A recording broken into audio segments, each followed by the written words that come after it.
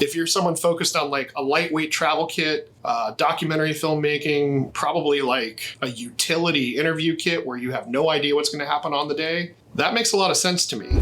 The Cinema 5D virtual show is brought to you by B&H, the professional source for all your video needs. CVP, the leading specialist in creative cine, video and photo solutions. Tilta, arm your camera. Blackmagic Design, creating amazing solutions for film, post-production, and television. And Fomex, devoted to remarkable light. Welcome everybody to this virtual show video. This is our replacement for all the trade shows that are not possible to happen this year. Today I'm connected virtually with Phil Holland in Los Angeles. How are you, Phil? I'm doing okay, you know. It's weird doing it this way. Normally we get to see each other in Vegas and goof off a little bit, but you know, we have to be on other sides of the planet for the time being. Yeah, we have to. That's the new normal, at least for this year. Let's hope it's going to change at the end of the year. Yeah, but today we're talking about some new lenses. So there's a Chinese manufacturer called DZOFILM, who we've known for making some affordable Micro Four Thirds zoom lenses before. They just released two new zoom lenses, and I hear that you've had the opportunity to actually test them over the last couple of weeks. Yeah, they were actually on my radar a few years ago when they were at NAB, if I remember correctly. At the time, they weren't really making anything terribly interesting for what I do for a living, but this particular release is extremely interesting for me because it kind of landed in my lap the same week I got the RED Komodo camera. And compact Super 35 zooms, compact Super 35 camera, made a lot of sense. Completely honest, they told me what the price point for these was going to be, and I was initially like, okay, I'll take a look at them, and I was pleasantly surprised when I actually put them on a camera. They punch well above their weight when it comes to image quality in a lot of different capacities. So let's go over the tech specs first, actually. What focal lengths do they have? So there is the 20 to 55, which is next to me on camera. And then in front of me, I have the 50 to 125. And both of these are T2.8.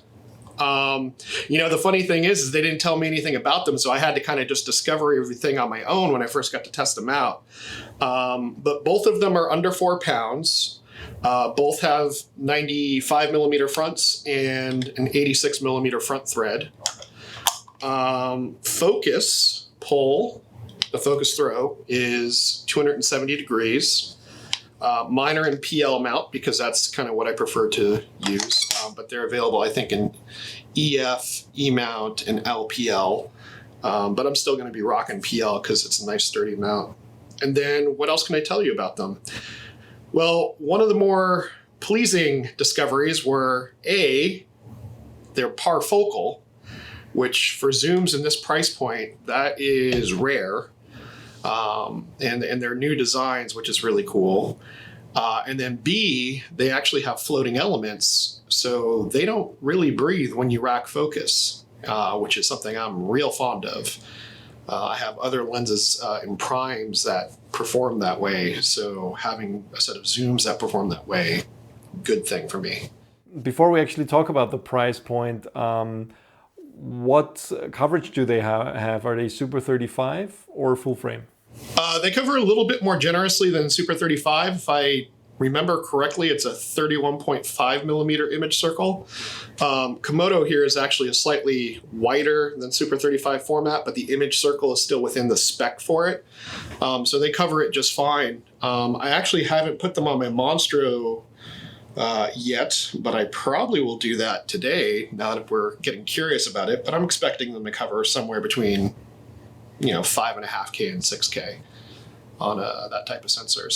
So where do you, I mean, in terms of you're a cinematographer, you're a visual person, and also a director. So where do you think, like in terms of image characteristic, bokeh, what can you compare them to? What kind of other lenses that are more out there?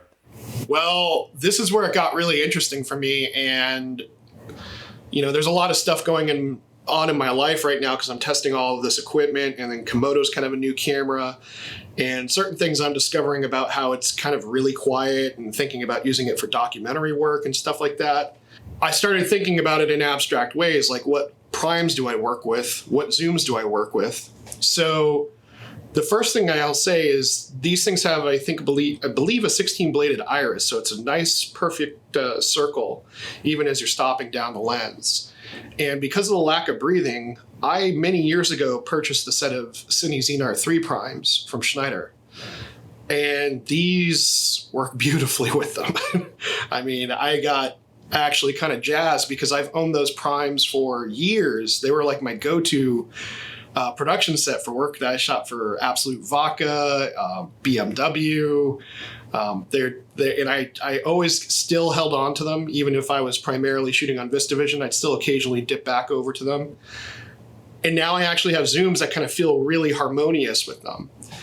And then the other happy accident, something that I purchased ages ago, was the Tokina 11-20 zoom, which kind of flushes out the wide end of these and also has minimal breathing, and same 95 millimeter front, 86 millimeter thread. So it's like there's a trio of zooms right there that if you're someone focused on like a lightweight travel kit, documentary filmmaking, probably like a utility interview kit where you have no idea what's going to happen on the day, that makes a lot of sense to me. A lot of sense. So yeah, that's where it's all kind of landing for me.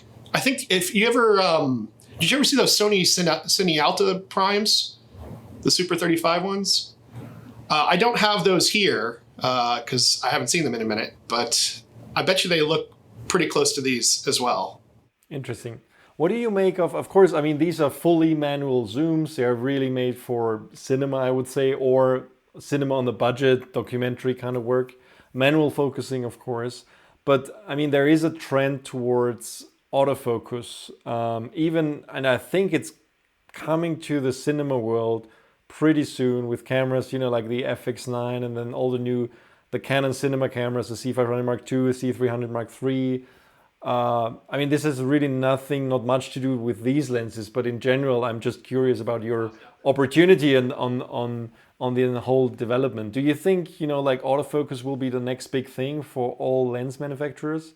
You know, it's interesting. I think we got to think about it in sort of abstract ways, because just because a lens doesn't have autofocus doesn't mean the camera can't support autofocus through motors and perhaps even communicating with them through like a phase detect autofocus system. So, and we've seen that with things like the, oh gosh, why is the name escaping me? The unit from Preston where they are controlling focus, depth range, no, Rangers, Field Ranger, something or other. I haven't seen one of those in a minute because we haven't been working due to the pandemic, but those are very powerful. And I think technology like that's going to empower autofocus on lenses that don't necessarily have that. And in terms of cinema production, I mean, autofocus is useful. It is a tool. I'm not one of these DPs that's like, we never use it, it's never going to be a thing. No, I've been on sets where like we figured out how to put one of those Rangers on a steady cam, and you know we got to pull focus that way or something like that. So I think it's coming. I think it's getting better. Obviously, the last two Sony and Canon cameras have really showed off like their muscle and the advancements of autofocus. But at the same time, when you watch the footage, you can see some of the growing pains that we still have to overcome. We don't like seeing searching, for sure. We, generally speaking, for motion picture production, we want a more confident and deliberate locking on focus. So yeah, I mean, lenses with or without them, I think we're going to actually have accessories that will help them get there if you want it.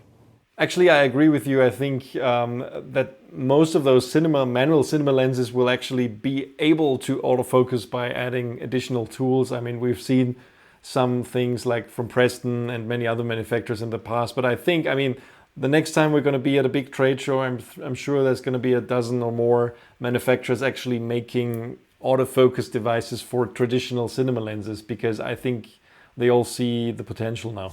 Yeah, you know, I think the other thing to think about when we're thinking about autofocus lenses with the motors built in, if you think about it in things that can possibly break, if that breaks on the lens, it's a problem. So you might actually want to maybe focus on a system like the Light Ranger where you have external motors, cables, and things like that. Because if there's a problem, you can swap those things out and still continue your workday.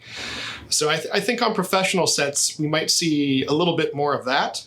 That said, all of these lenses are getting small and little teeny autofocus motors. Like, who knows what it's going to actually be at the end of the day for everyone. The market's extremely dynamic right now with all these tools. So, absolutely. But let's actually go back to the DZO lenses, the zooms, the Pictor zooms that you have been using. So what about, we mentioned already that they're kind of very affordable, but what's the actual pricing on those? One thing they surprised me with this week was they were making a version that was not only black in color, but also white in color. If you want both of them in black, they're under $5,000 USD. And if you want the special white versions, there's a little bit of a premium for that because that's kind of a specialty project. And that's kind of getting into sort of the white lens concept that Canon started so long ago. If you find yourself shooting outside, it might be nice to actually not have a black lens getting beat on by the sun all day, which I kind of understand that. So.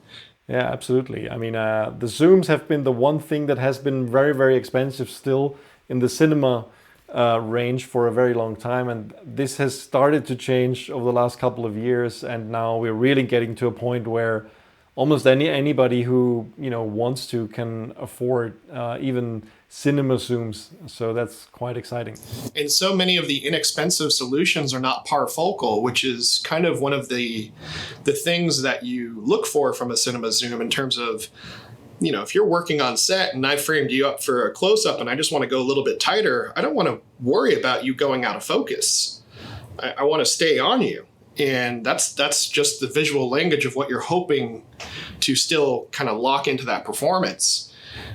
So yeah, these are incredibly empowering in that way. That's a good point. I think that a lot of the other cheap or affordable options out there are actually rehoused photo lenses, and photo lenses by themselves, they don't need to be Parfocal because there's no necessity for that.